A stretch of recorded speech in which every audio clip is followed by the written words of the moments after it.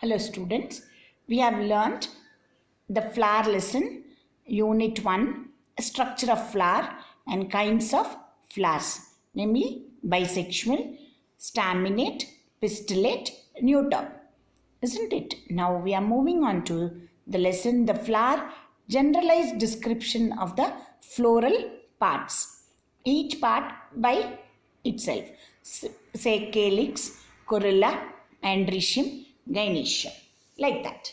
Is that clear, children? Now, first oral, what is that? Yes, right, calyx. Calyx is also called as sepals. Calyx are also called as sepals. Usually there are 5 sepals.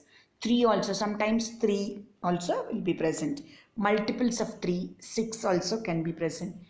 Like that. Sometimes there may be less or in a few cases even more. The sepals may be free, that is not attached to each other. Such condition is called polysepalous. Sometimes sepals are fused. Polysepalous condition you will find in rose. Fused condition is called as gamosepalous. Poly means free, sepalous means free sepals.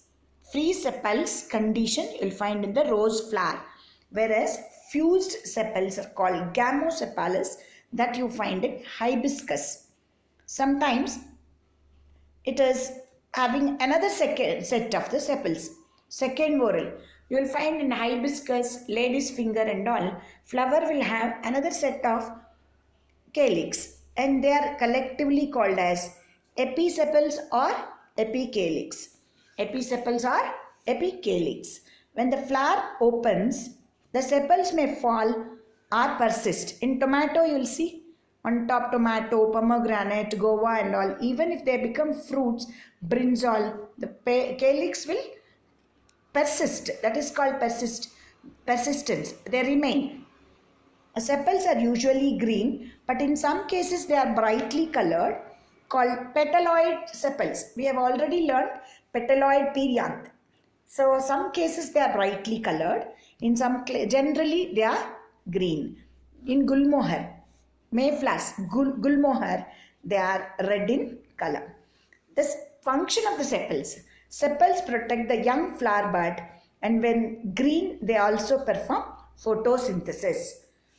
So when the bud condition, who will supply food for the petals and androecium, gynoecium, very young fruits, young flowers. For them food is supplied by this calyx.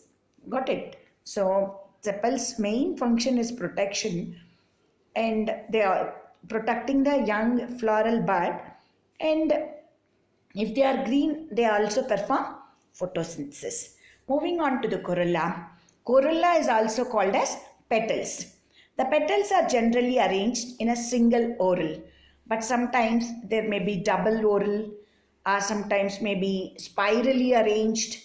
Got it? So double whorl is poppy flower. Why poppy? Single whorl jasmine, you will see only one line will be there. Whereas double whorl, hibiscus, several layers will be there, bunch like, one big flowers. Such flowers, and lotus also several layers of petals are there, isn't it? And they may be arranged spirally. Spirally means like one tube. Water lily. Petals may be free called polypetalous, and fused or united petals are called gamopetalous. The same conditions we have learnt in the sepals also. Polysepalous, free sepals, gamosepalous, fused sepals, polypetalous, free petals, gamopetalous, fused or united petals. Did you understand, children, this one? For polypetalous, you can give the example of rose, jasmine. You can separate them. You can easily see that separation. Got it? Fused, cucumber, pumpkin and all, if you see those flowers, they have fused petals, gamosepalous. Got it? The colorful and fragrant smell petals attract insects for pollination. So what is the function of the petals? They attract insects for pollination, colorful, fragrant. They also protect stamens and pistils, especially when the petals form a tube. The tubular means they enclose them, and particularly when they are tubular form, they protect the andrecium and gynoecium. Did you all understand? You can see the sepals free, fused sepals, hibiscus sepals. This is in the rose, this is in the hibiscus. Same way, this is polysepalous, this is gamosepalous. Same way here, polypetalous, got it, and gamopetalous. Here tubular, here gynoecium, see here gynoecium will be there, sorry, andrecium will be there, here gynoecium will be there. So inside, like this, we can say they protect the inner parts. Now you understood this? Now, the third oral we are learning is andrecium or stamens. The number of stamen in different flowers may vary from few to large number. Some flowers, very few will be there. In some flowers, so many will be there. Okay, near the school, we have the pink flowers, no, very big tree. All big, they fall in the summer, pink color flowers. Many stamen will be there, children. Got it? Each stamen consists of long filament and anther attached to its extremity. Extremity means at the end. So it has a long filament, thin filament, children, thread-like, and to which anther is attached. The anther is usually two-lobed. Each lobe has two pollen sacs. Within the pollen sacs are contained pollen grains. See here you can see pollen sac. This is anther lobe. Okay. This is filament. And these are called pollen grains. All that black color ones. And 1, 2, 3, 4 are pollen sacs. Got it? This is a lobe and a filament. Got it? Together it is called stamen. Got it? When fully matured, that is when they are ready to reproduce, the anther, from the anther, the pollen sacs rupture. Rupture means break open and to liberate pollen grains. The pollen grains are generally powdery particles. Sometimes when you smell the flower, the pollen grains will touch your nose tips. How many of you observed? Isn't it? The pollen grains are generally powdery particles of different shapes and sizes. Got it? So they rupture out and then fly and go fall on other flowers. That is how pollination takes place. Sometimes same flowers also. In the next coming lesson you will learn kinds of pollination. Got it? They reach the stigma. That is the thing. Okay. Now, in andrecium, stamens may be free, polyandrous as in petunia. Polyandrous, that is, each stamen will be separate. Even in datura, separate. They won't attach. The filaments will not be attached. Or sometimes they are joined, organized into a bundle. Single bundle, double bundle, or several groups. Single bundle condition is called monodulphus condition. This you find in, this is monodulphus. Got it? Here I like to say monoadelphi. Adelphus literally means group of brothers. Got it? So like group of brothers, they are together. Monodulphus. Here referring to the part from which the anther grew out into bundles. Thus, bundle of anthers can arise from a single part. Then they are called monoadelphus. If they arise from the two, diadelphus. If they arise from several parts, they are called polyadelphus. Like brotherhood. Like brothers, they are attached. Okay. Monoadelphus stamens are united in one group by their filaments. Only anthers are free. China rose and cotton. Example.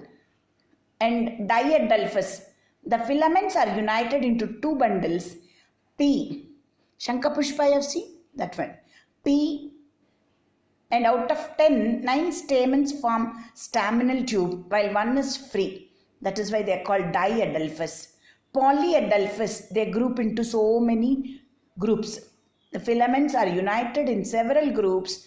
Bombax is example of this polyadelphous condition. Is that clear? Now, going to gynoecium. While learning andrecium, you have learnt the pollen grains will reach stigma. Isn't it? What is that stigma? All that you are going to learn now. Got it? Gynoecium. The last oral or the fourth oral of the flower. Gynoecium is also known as pistil. It is composed of one or more carpels. We have already learned room-like structures. Carpels. Each carpel consists of 3 parts, namely stigma, style, and ovary. Stigma, style, and the ovary. The ovule, each room. In that room, one ovule or sometimes several ovules will be present. Now, stigma is the terminal knob-like part. Got it? It may be divided into 2 or more lobes and may assume a feathery appearance. So, it is not necessary that stigma must be one kind. It can be like a lobe. It can be like a ball. It can be feathery. In grass, it is feathery. In hibiscus, it has got 5 lobes. So, it can be any type. Got it? The stigma is covered with hair or with glandular papillae. It serves as the landing place for the pollen during pollination. This is what we have learnt in andrecium.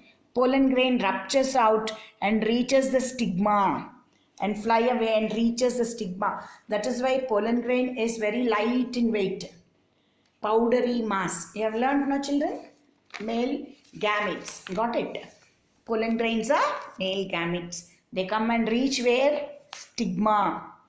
Now, style is a tubular, slender stalk which connects the stigma to the ovary. Ovary is the swollen base portion composed of one or many carpels fused together. Got it? All carpels join in. That is how if you take this sitapal, that is custard apple, so many carpels, so many seeds are there, no? Like that, it can be many carpels. Got it? Multicarpellary. Or like mango. If you cut mango, only one seed you will find. Like that, monocarpellary. Like that you can find. The inner cavity of the ovary may be single chamber or divided into several chambers called locules, each containing a number of rounded bodies, the ovules. If you take this lady's finger, if you cut it like that, you will find rooms, 4 rooms like, isn't it children? In each room, one seed. Have you observed? Like that, locules they are called.